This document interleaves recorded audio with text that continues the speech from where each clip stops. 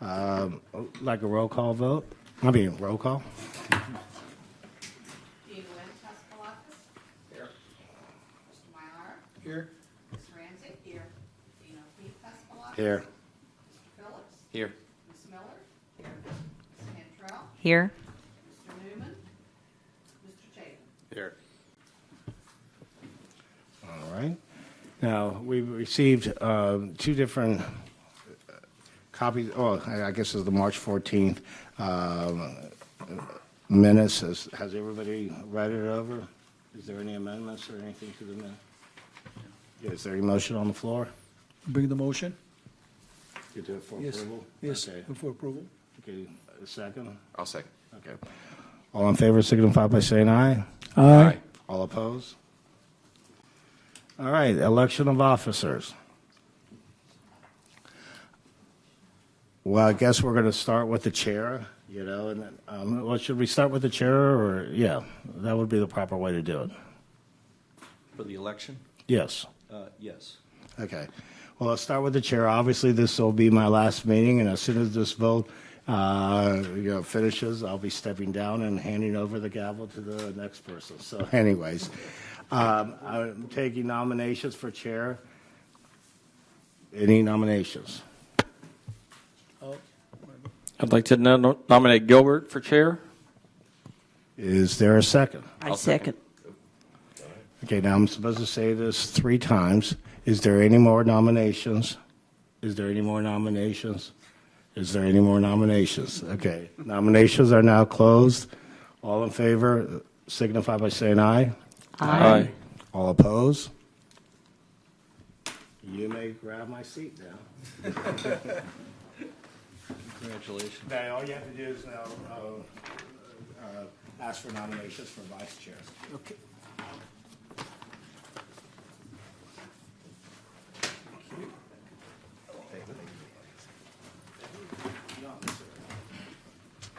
Ooh, what a chair. Yeah. Could we have a nomination for vice chair, please?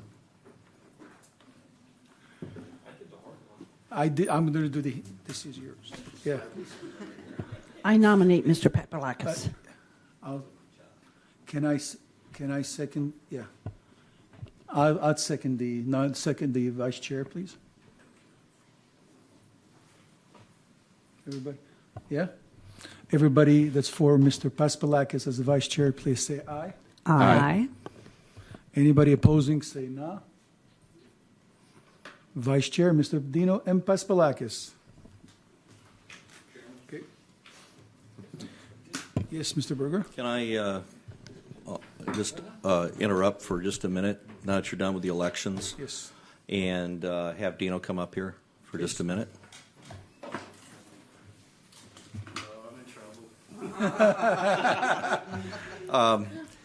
We don't always do this, but as a practice, sometimes when someone's been with us a long time in this community, not just serving on this board, but serving in various capacities as a volunteer and as someone who deeply cares about this community.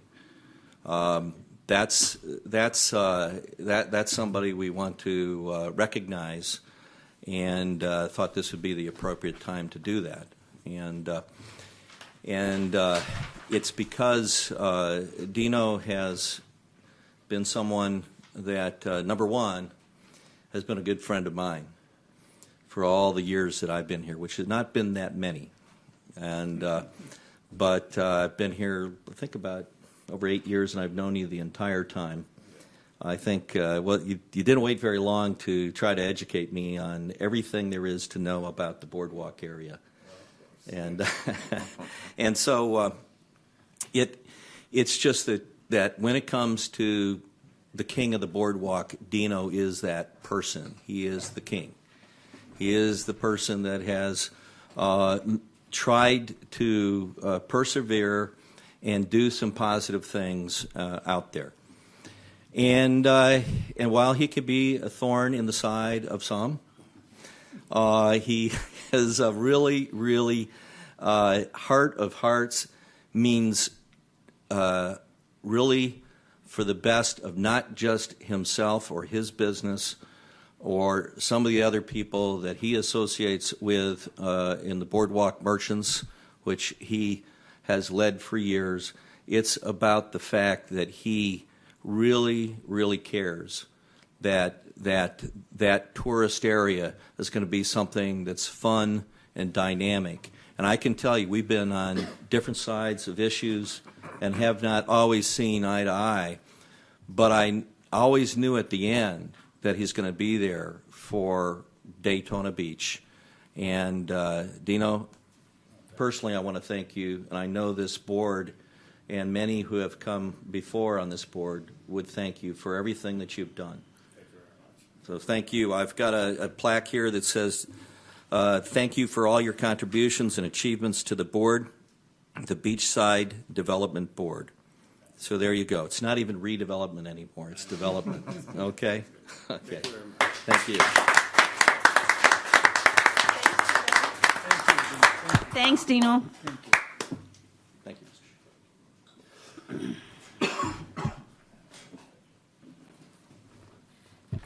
Next, we're going to have a redevelopment project update, please. Mr. Berger. Sure.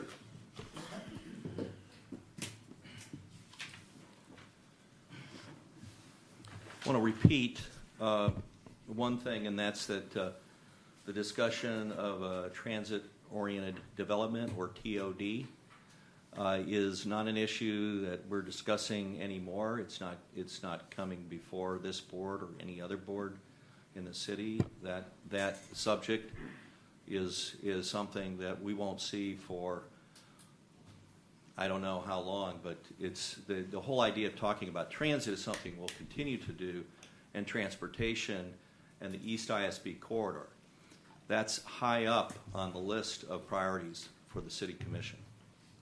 And they've been having the strategic planning workshops with the City Commission, and they continue to put East ISB and what we do about it at the top tier of their priorities. So that's a good thing.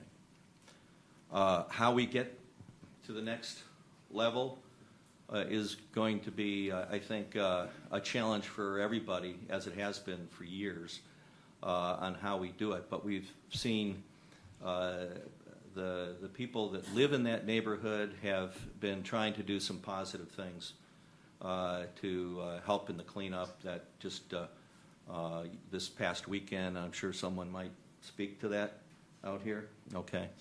And I think that it's caught the attention of the mayor, the commissioners, and so we're kind of excited about some of the positive energy and the things that are happening, even though we got off on the wrong foot on one occasion here to talk about some other ways we might introduce some concepts on that corridor. This is something we just want to put in the past and make sure that everyone is moving forward here to do some good things out on the beach side. The other things I want to report is I was out last Friday at a groundbreaking. So I don't know if you all caught it in the news, but Proto Group has started the next process with building not only the parking garage, but they have committed to the hotel and the condominium all being built in one unified project now. So we're back to where we began a couple of years ago. We had the parties in this few days ago on Monday, and just went over the whole process. So it's moving along, and I think whatever was happening in terms of the issue of phasing is no longer the issue. So I think we should be very excited about that. That means a tremendous amount. When that hotel does get developed, it will be the first major change in the revenue picture for redevelopment, and will allow us to begin to address some of the issues that we can't currently address in terms of improvements in the area. And because once that starts, we'll have money for some of the infrastructure improvements that right now we don't have.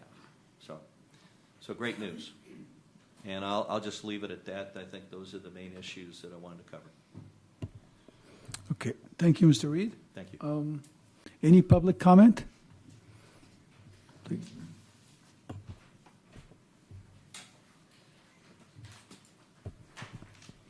Congratulations, Thank Mr. you. Mayara. State your name and address, My name please. is Amy Pyle. I live at 136 South Grandview Avenue, and I am the secretary on the Beachside Neighborhood Watch. Hi, Reed. Hello, everyone. On Saturday, 24 people, including neighbors, the mayor, Commissioner White, and others, worked for at least 3 hours scouring East ISB for trash, raking and pulling weeds. In a couple of weeks, we'll see the installation of some new plantings between Hollywood and Peninsula avenues. I even saw someone working on the deteriorating Shell station this morning. There was a crew out there, I think, working on the awning. The list goes on, and I'm very encouraged about what's happening. Having looked at the same shabby scenes for so long, I'd like you to try to imagine the change that could come. I imagine coming down off the Broadway Bridge into a beautiful palm tree-lined gateway, interesting 3-story buildings featuring eateries and shops line the way, bustling with people who walked up from the beach, our most important asset. Atop that could be stylish residences or professional offices. A look either way, north or south on Grandview, and you could see wide sidewalks in front of residences and quirky shops. From a large parking garage near the Peabody Auditorium, a trolley ride could take you through all of these areas, historic Main Street and A1A. Of course, nestled in between all this are the charming homes of historic Surfside Village. I call it classic beachside charm for a new generation. There is enough vacant land and properties for sale right now to build a foundation for a viable, unique beachside community for tourists that does not sideline current residents and businesses that may have been in the same location for decades. There is a movement underway to look at the beachside in a new way, to build something Daytona Beach can be proud of in the future. Creative individuals and investors with more foresight than greed can make it happen. Thank you. Thank you, Amy. Thank you. John?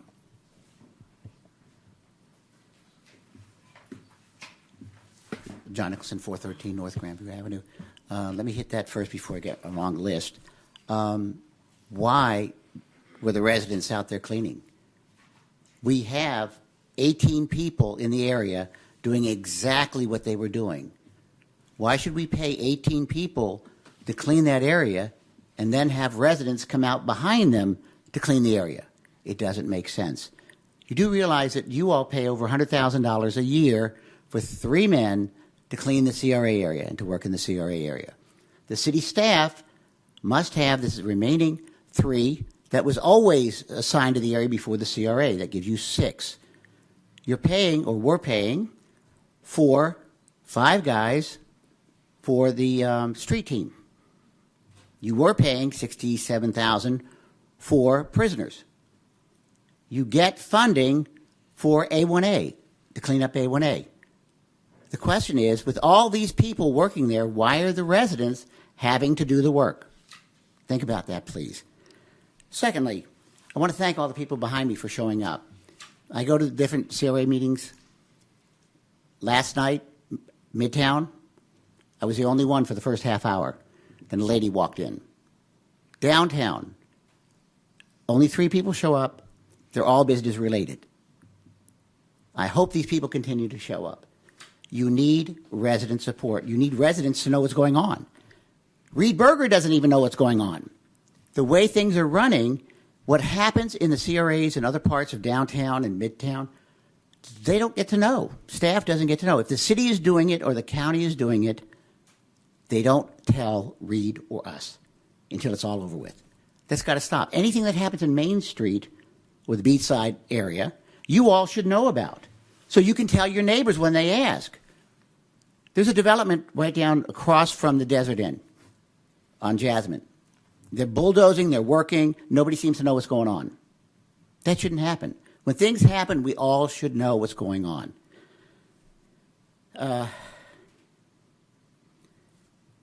David's replacement. Some of you don't even know who David is. All three boards get a project manager. David was fired a little over 8 years ago. He has not been replaced since. I asked Reed for it, and he says he's not going to be replaced. All the stuff that Jason does for downtown, all the projects, and you've got a map on your podium, all those things wouldn't happen without Jason. He's the coordinator. Charles does it for Midtown. You need somebody to get things moving here.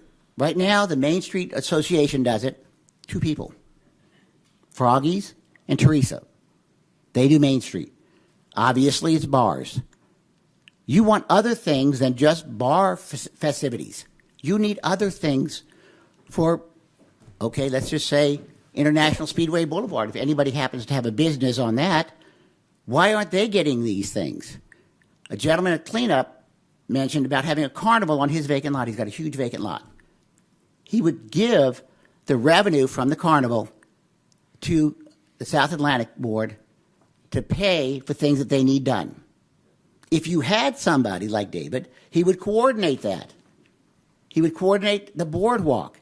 All of these things have to be coordinated. He would coordinate any problem. The graffiti. We had a problem. A homeless person died under the pier. His friends decided to put graffiti all over the arch. You go to the David's replacement, it gets done. Right now, we have a great guy named David Waller. If you haven't met him or you don't know him, he is the one to talk about. If you see any problems, call. He's the one that's sprucing up. If you haven't walked down the boardwalk, if you haven't seen in front of Orr Street Park, which is the Ocean Walk development, replaced all the bad trees, put in grass, cleaned it up. It really looks like a real seaside development. He's doing the same thing to the Main Street Park.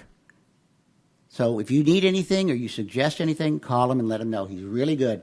So if you see a problem, call Mr. Waller and say, okay, there's this graffiti, there's this, there's that, or the other. He'll, I'm almost positive, help you out. When was the last time you saw a financial report? Okay? When I first started coming to the Main Street board meetings 30 years ago, it was a paragraph. Okay? They came out and said, we did this, this, and this.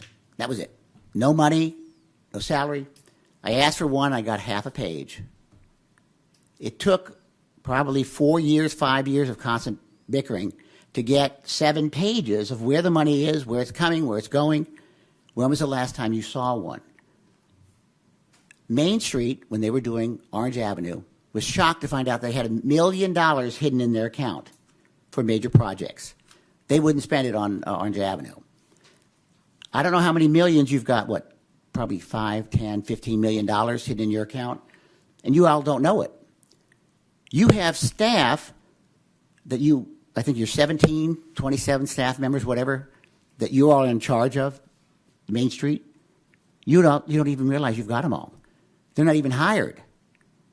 The E-Zone manager was dropped because we needed the money for Dino, but that was in the budget. And that doesn't go away. You put $52,000 in a budget, and the next year you put another 52, and next year another 52. You have a property manager, $100 and some odd thousand a year. They've never hired a property manager. And as far as I know, I don't know when he was put in there. It could have been for 25 years. At $100,000 apiece, that's a lot of money. So I believe you need to know what's going on in your project. And in the past, the boards used to make suggestions. Helen Humphreys, I guess, 3 years, asked for planters just like Beach Street, and she finally got them. I'm asking you to listen to neighbors, talk to businesses, find out what they need, and it could be something that could be done. So please be a little bit more active. I know they've taken away a lot of things from you, but the more you ask for, the more you'll get. Thank you. Thank you, Mr. Nicholson. Somebody else, please.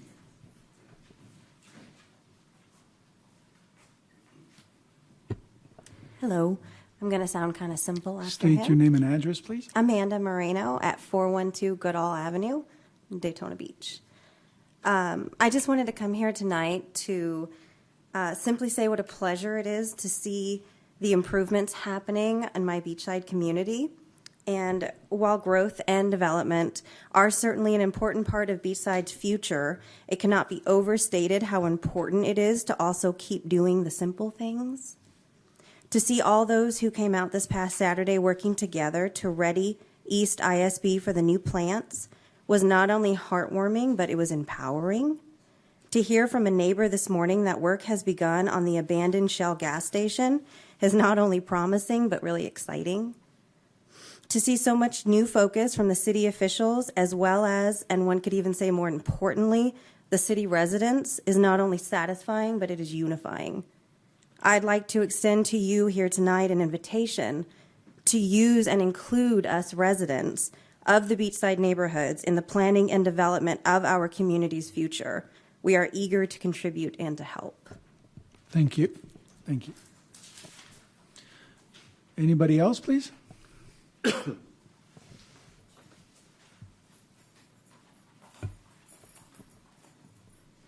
I'm Jenny Nazak, 413 Harvey Avenue, Daytona Beach. First, I would like to say thank you to Dino. I love the Mardi Gras and all the things he does. They really help make this place special. I'm also speaking as a tenant. Sometimes tenants get a bad rap, but the silent majority of tenants that you don't hear about are good citizens that are part of the fabric of our neighborhood and our economy. And we've got a lot of really wonderful apartment buildings, little apartment buildings in our Surfside neighborhood, and they're just as beautiful as the single-family homes. And I see there's a few of them that are up for sale, and I hope they attract some new good landlords that'll keep them running, because there are lots of reasons why people rent, and there's lots of great renters. And some of us are quite civically engaged. Let's see, what else? Just thank you all for the work you're doing. And, Main Street, historic Main Street. There's a new business on Main Street, a new year-round business, the Graffiti Junction restaurant. And they've painted a wonderful American flag mural. And every little thing like that, every one thing, has a big ripple effect. Those things are contagious. So I just see a lot of encouragement. And there are a lot of good little year-round businesses on Main, and I hope they keep growing. Thank you. Thank you. Anybody else? All right. Could we go to board comment, please? Start on my right.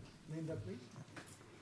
I would like to make a suggestion that and bring a motion to the board that we add a code enforcement report every month to our agenda, like the main Midtown Redevelopment Board has. I think it's good for people to know, and I also heard what the mayor said when he was working on ISB, that they're going to hire 2 new code enforcement staff, and it's going to be concentrated on Beachside, which is great news. So I'll make a motion that we add code enforcement report every month to our meeting. Could we do? Could I just go mention that on the code enforcement part, that is we'll have to arrange something, just so you know specifically, because we don't have any kind of report that they generate automatically for the Beachside or for the Main Street area. So we'll have to figure out how to put that information out there so we can get that just for that area, as well as South Atlantic. Can we vote on it tonight? Sure. Great. Okay. You want to bring the motion? I'll make a motion that we add code enforcement report on the Beachside area to our meeting each month. The same as what they have on the Midtown one. The motion is to bring a code enforcement report to the meeting every time we get together. Okay, the motion is on the table. I second. Second. All in favor say aye. Aye. All opposed, say no. Motion is in. Got a report. Mr. Berger, I guess we expect a report to have every next meeting or whenever. I don't know what the report, whoever is the code enforcement person who's going to put the report together, but it's at least it's a start. At least we start there. At the Midtown meeting last night, they even talked about, they didn't have anybody sitting in the audience, but they talked about ways that people could report things. And there are a lot of people that watch those meetings online or they watch them on TV. So they could tell people that what you can do, because there's not enough code enforcement officers that just patrol the city all the time and find out what's wrong. So you need neighbors, or if you drive by something and you say, oh my God, that's a code violation, like that gas station, abandoned gas station, then you can go online and you can anonymously report that. You can call and you can do it anonymously so your name isn't connected with that. And that's what brings the code enforcement officers to violations, and that's what gets it started. And if we have 2 new people coming on the code enforcement board and their mission is to concentrate on Beachside, which is what Mayor Henry said, it would be good to have people just gear up and start putting them where they should be. Okay. Teresa? Linda, you did mention the CompStat report as well for the police. Are we still interested in trying to get that? I think that would be great, but I that's didn't know much if I easier. should do 2 things at one time. No, I was gonna bring that up. I think it's time to pile on. Yeah. Here. Okay, piling on is fine. I can do that. I look at Yes. crime mappers Yes. online. I get that report on a daily basis. Do y'all do that? Yeah. And that shows you where everything is pile, happening. yeah. But I think it would be really good if we could have a police officer come in like they did at Midtown and tell you what's happening. That's going to be a little tougher to do. There may be times when there are some issues, but I think what we can do is provide the CompStat report. It's online. And I think I had maybe about 11 pages for the Beachside area that I can provide to you on a regular basis. I think that would be great. So can I make that motion Yeah, to do that? Okay. Sure. The motion is to put a report for the police stat, right. right? The CompStat. Stat comp. Yeah, I'll pass it around. Okay. The motion, Linda put a motion. Any second? I second. All in favor, say aye. Aye. Aye. All opposed? The motion is in to get it. You're welcome. To put a CompStat. stat comp. It's report. a CompStat, and I will tell you, it's right in the police department part of the city website, and it also has the dates for attending the CompStat. We always want to advertise the fact that you can go to the police department every other Thursday morning and actually see our police chief while he's still our police chief, Yeah. and see him in action. As well as all of our other police officers that are attending. It's an incredible experience, and it's open to the public. They're welcome to come over there in the morning and see that. And the dates are I think it's not this Thursday, it's the following Thursday. And every once in a while, they'll change it to a different location. So you want to get on the website and just double-check those dates. But it's something I think everyone should try once.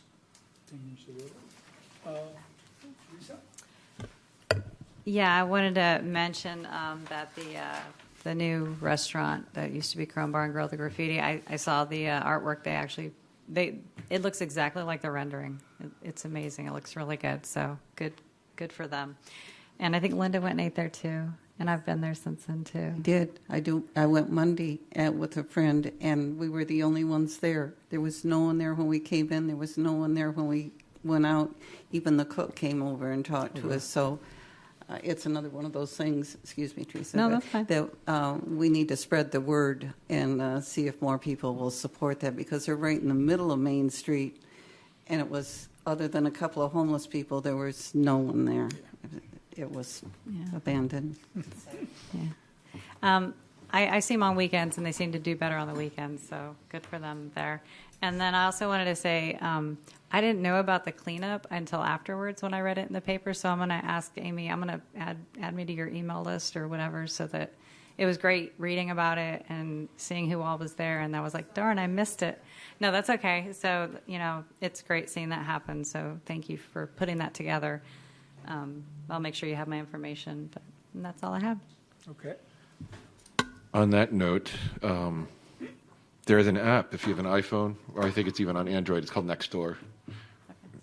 She posts a lot on that, and I knew about it about 3 or 4 days prior, but I was sick, unfortunately. Right. Sorry, I did not make it. But yes, if you can find that, it's pretty neat. You'll see a lot of complaints come through. A lot of people saying vagrancies or graffiti or whatnot on buildings and burglaries. So keep you up to date. Well, thank you. Okay, thank you. I have several comments. One thing I want to say is Amy Pyle started Nextdoor in our community, our neighborhood, Surfside Village, and the surrounding Beachside area. And it has been absolutely, totally a dynamic communication between homeowners and residents on Beachside. It's just done amazing things. Everybody's helping everybody else. Everybody's talking to everybody else. Everybody's sharing what's going on in the neighborhood, what's civically being done, socially, politically, how it impacts. It's just the most amazing thing I've ever seen. And I think the first really great hope that I have that through this group of people, we are going to change Beachside, and it's going to happen very quickly. It's already happening. So, Amy, I just want to thank you so much for everything that you have done and continue to do. Nextdoor is the best, just the best. I also want to talk a little bit about what's happening in my neighborhood. I live at 108 South Oleander, and in the 3 blocks in South Oleander, 11 houses in the last year have been sold to new homeowners who have come in, mostly from out of city, out of state, out of area, and they are fixing and renovating their houses up beautifully, inside and outside. And it's the Renaissance is starting. It's happening. And there are 3 multifamily houses that are left on the street, and there are 7 multifamily houses that are left on the other 2 blocks of Oleander. Several of the houses that I've sold to the new single-family homeowners, one couple from Pittsburgh, the 2 houses they've had before have been in historical areas, like our little Surfside Village area. And in talking to them, they told me that the problems they had in their historical areas or CRA areas did not, for the most part, come from the single-family homes. It came from the homes that were converted into boarding houses and multifamily, which started in Beachside in the 1950s, was my understanding, to make housing for the service people that worked in the hotels because they didn't have any bus service and ways to do that. So someone went to the mayor at the time, who owned dozens of houses in my neighborhood, and suggested that the little houses in there be convert the garages, add on apartments, and turn them into boarding houses so that they would have a place for the service people that worked at the hotels back in those days that could get to work and have a place to live. And it was a lovely idea, and it worked very well, and it was a very respectable, safe neighborhood, and everybody lived there. But in the 60s and 70s, my understanding is when a lot of the drug element came in, because they no longer needed the service people didn't need to live in that neighborhood because they had bus lines and cars and ways to get to work.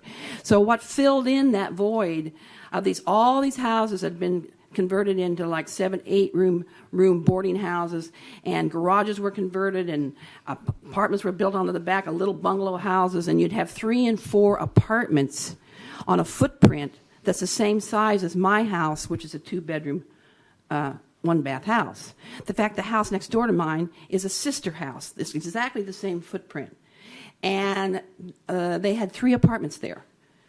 So what happened is one of the multifamily landlords in our neighborhood on Oleander passed away. And those 5 houses have now sold to people who are spending $100,000 plus to make a beautiful, beautiful home. And this is just total, and it would never have happened without that first ability to get rid of those multifamily houses and convert them back to single family. So this couple from Pittsburgh was telling me that they bought a historical house built in the 1920s at the end of Oleander. We just tore back the carpets on all 3 stories, and there's heart of pine floor throughout the entire house. The architectural features in the house, I'll be sharing some photographs and showing you.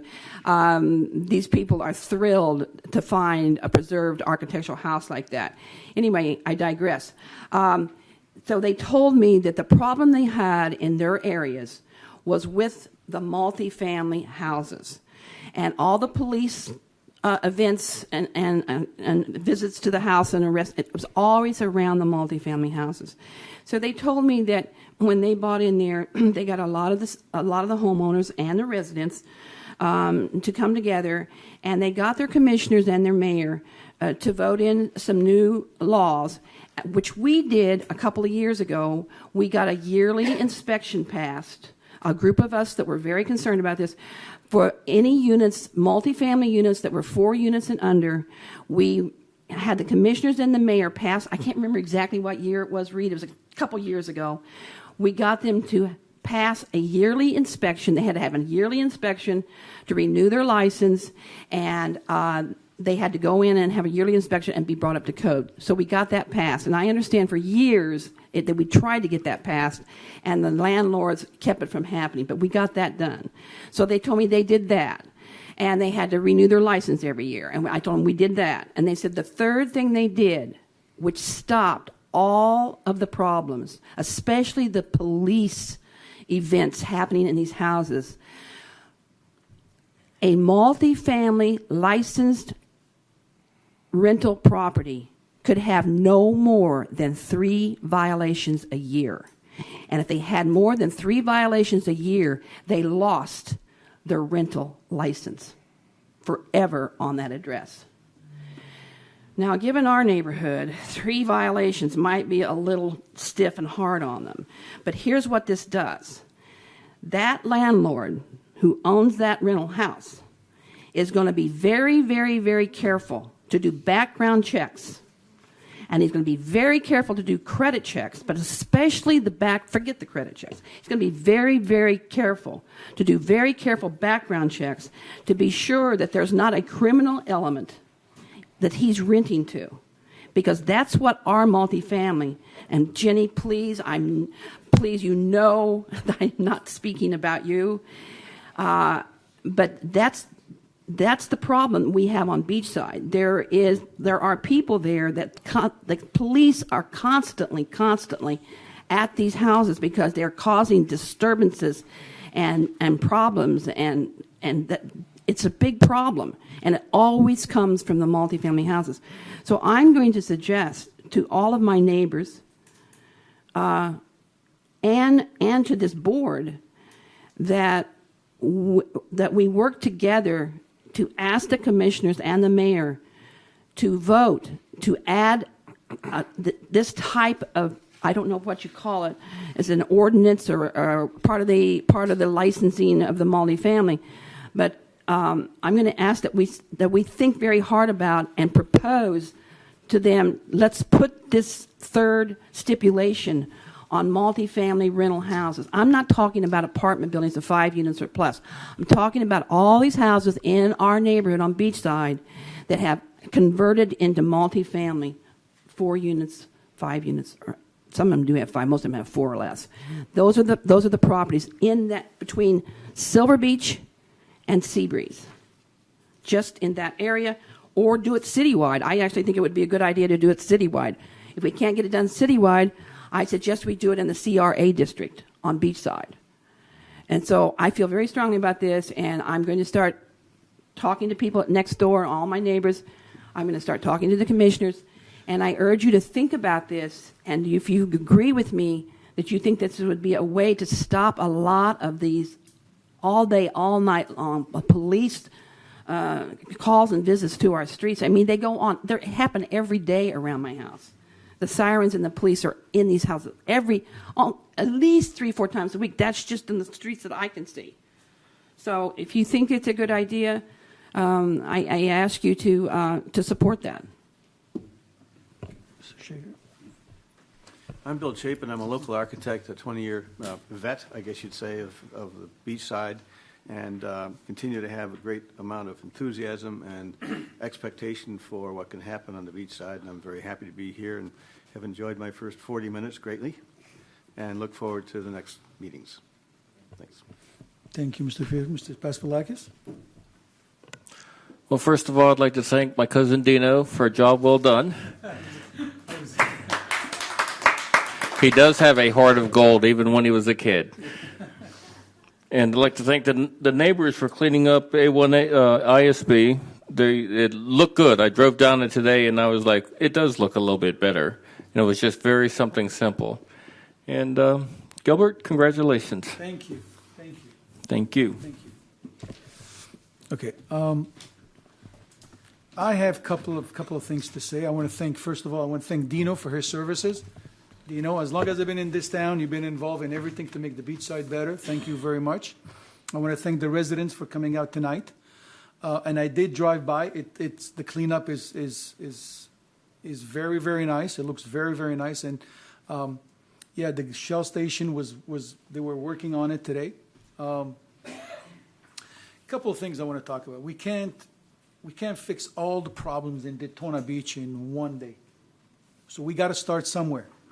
We're all part of this community. We're all part of everything. Doesn't matter if it's Beachside, if it's business people or residents. I'm both. I'm a resident and I'm a business person. So I'm involved on both sides. I'm as guilty as a resident and I'm as guilty as a business person on both sides. But we have to start somewhere. Now, things are getting positive. Like I said in the past couple of meetings, things are happening. Unfortunately, Daytona Beach is a slow pace. It happens at a slow pace, but things are happening. For the past 25 years, there's more work being done in the past month that I've seen in the past 20 years, and that I can vouch for that. Now, I want to bring a motion to this board, or to all my fellows over here, and I hope everybody's going to agree, is that when we have people speaking, it's all in fairness to give a chance to everybody, to limit it to maybe 3 minutes, like they do in the commission, like they do in the city commission. They'll give a chance instead of going to too many different subjects, just to stick to the most important subjects. That's my opinion, and I hope that everybody will look at it where say that, there is a lot of things that we have to fix, but we got to concentrate one at a time. So when we get bombarded by a lot of things that's going on, it's a lot to deal with. But if we deal with one at a time and give a chance to people to talk about one particular subject, example, the residents, and talking from Silver Beach to Seabreeze, we can take block by block, and the residents are here almost every meeting now, so we can concentrate on that. I don't know how to. It's my first time as the chair of this board, so I don't know how to put. Is it a motion? Well, it's the chair's prerogative, and it may even be the bylaws, so it can be done. The only question would be, how formal do you want to get, whether we figure out how to use that machine or just have Reed. Okay, so I'd like all the board members to think about it and to say if it's a yes. I'm okay with it. So at least we'll take one. So when the residents are coming here and they have one subject, we can concentrate on that subject only, instead of other people coming in here talking about 3 different subjects and just concentrate on one subject. I think when I was first on the board, they had that. I think we should discuss this, and I completely disagree. Sure, please, Mr. Harris. I was on a board where this issue came up as we're speaking about it now, and it was pointed out that the Gettysburg Address was under 3 minutes. Changed the world. And it just takes some discipline to make your point in a timely manner, and it can very well be done, and I think that's a very good point because it gives many more people a chance to express an issue. I went many times in front of the city commission, many different boards, and there's a time it gives you more chance to concentrate on a subject when it gets to that personal subject. Are you saying that they can only come here and discuss one item a meeting? Because that's what I just heard you say. No. That's what you just No. said. Well, no, that's what I'm saying is that. You're not saying that. No, that's Oh, not what I'm saying. that's good, because No. that's What I'm illogical to me. No, there is a lot of, all right, let me try to rephrase this. There's a lot of things that we, the board, we can suggest to the commissioners or to the planning board or to the city to do. But what I'm saying is when somebody comes in front of us, it'll be all in fairness to give them an X amount of time and just listen to that time instead of going on for a certain amount of time on different subjects. Just They let can me- talk about all the subjects they want. Yeah, let me be very clear. As many people that want to speak can speak, Absolutely. and they can speak on any subject they want to speak upon. Absolutely. Okay. Now, I would just want to say one other thing. I don't think it's necessary to do that at this time because my observation, I've been here every meeting since residents, like John said, thank you residents for finally showing up and becoming concerned. You're not the Lone Ranger anymore, John. Okay? I have not seen anybody except one person who I think was intoxicated that evening. I've not seen one person go on and on and on. Most of them have been under 3 minutes or so. When we were talking about the TOD, a couple of people were really emotional about it and talked longer, but I haven't seen anybody talk much more than 3 minutes. So I don't see the reason to give them that harsh a rule, at least not right now. Can you just give it a few more? They only have a chance once a month to come here and speak. And there's a lot of things going on Beachside that truly are changing our Beachside. And it's because of the people that are showing up in these meetings that this is happening. They're a lot more effective than this board, in my opinion. So I think you need to give these people a chance to speak, at least for a couple more meetings. That's my opinion. I don't think I told the people not to speak. I think my Don't point. give them a 3-minute limit right now. Let them come and talk. You know, at least wait a couple of months before you do that, before you take a vote. Mr. Chairman, one point. Several things happen when a 3-minute max is imposed. People who come to speak to an issue have the discipline to compose their thoughts in a businesslike manner and deliver them correctly, which is to their good and to our good. The other thing is I think you have able to give that grace period. You're in a position to do that. So the 3-minute rule is not 3 minutes and you're shot in the head. It's 3 minutes for every speaker, and thus there's a reason for that to be extended. It gives meetings more shape, and I've been in many committees where that's absolutely the case. And most all committees I've been on have that discipline imposed. Absolutely. Thank you, Mr. Schaefer. Can I say one more thing? This is the first time, I've been on this board now, I think this is my 5th year. This is the first time in 5 years we've seen people, citizens, residents of Beachside showing up to speak. This is the first time. And now, immediately after about 3 meetings, we want to limit them to 3 minutes. These people have not abused the 3-minute rule. These people have not talked on and on and on. These people have been very disciplined and businesslike in the way they have Susan, spoken. I think you're concentrating on the citizen. I have the floor, okay? Please. Except the one inebriated person that was in here. Please do not shut these people's voices down. Let them have the time to speak, at least for a few more meetings. Okay? You done? Yeah, Thank you. Thank you. I don't think anybody is stopping anybody from talking, Suzanne. I don't think anybody is stopping anybody from saying what their opinion is or coming here. I don't think anybody has the right to make anybody stop talking.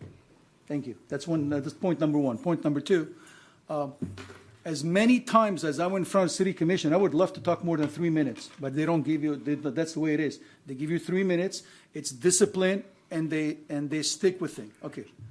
Number three, I don't have a right to tell to anybody not to talk or not to say whatever they want to say. So let's take that off the table.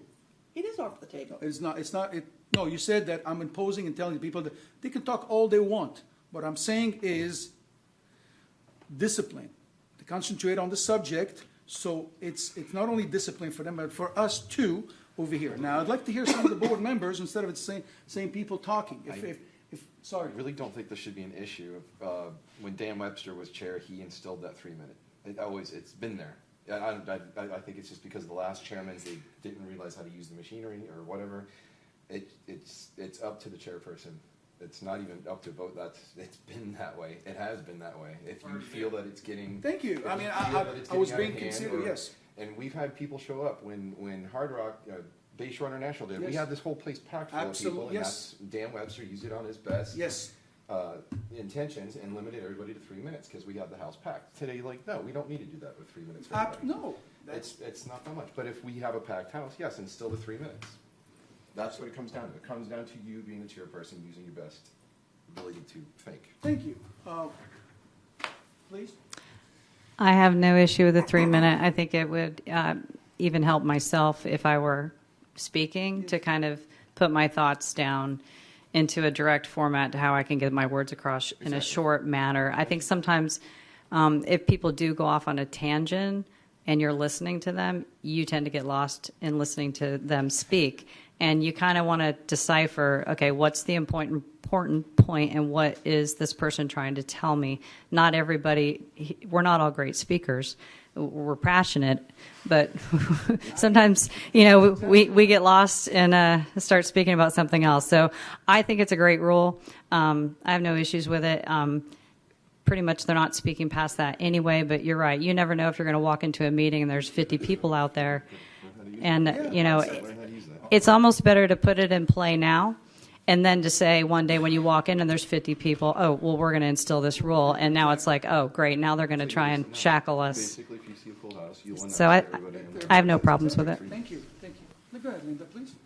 I would like to add to this, too, that I'm in favor of the 3-minute rule. I just had to resign from a condo homeowners board because we had a couple of people there that when they get on a kick, you cannot stop them, and it ruins the whole meetings. And I would hate for us to get into that kind of situation and then try and pass rules. It's better to get it started first so everybody knows how to speak to the board, how to get things across without going on and on and on and on, and ruining the whole situation by doing that. So I'm in favor of it. Thank you, Linda. Thank you. It shouldn't be something voted for. It's already in. So it is in place already, Carrie? It is in place already? Yeah, it's you as the chair set the tone of the meeting. So, like Mr. Phillips pointed out, like at planning board, what they'll do is when they see a packed house, he'll make it very clear. All right, thank you. It's busy night, 3-minute rule. So it's just you. You can just announce at the beginning of every meeting, hey, I'm gonna use this, and Reed can keep track on his phone if we can't figure out the machine and absolutely proceed that way. Thank you, Carrie. I just want to say to the residents, it's nothing that has to do with. You can come here and talk all you want. It's just that we personally. I can say it personally. I go to boards and I'm sitting down and the person is talking about 15 subjects. I walk out of there scratching my head. What just happened? I mean, they talk so many things. But if we concentrate on the subject itself, it's for us and the people that are on the podium, it's better off. That's my opinion. And again, it's nothing personal. It's just, I've been many times in front of the city commission, planning board, other boards where they give you the 3 minutes, you have more time to speak, and everybody's cleared on the points. So that's what I was trying to say. That's my point. Okay. Thank you very much again. Dino, thank you very, very much again. And this meeting is adjourned.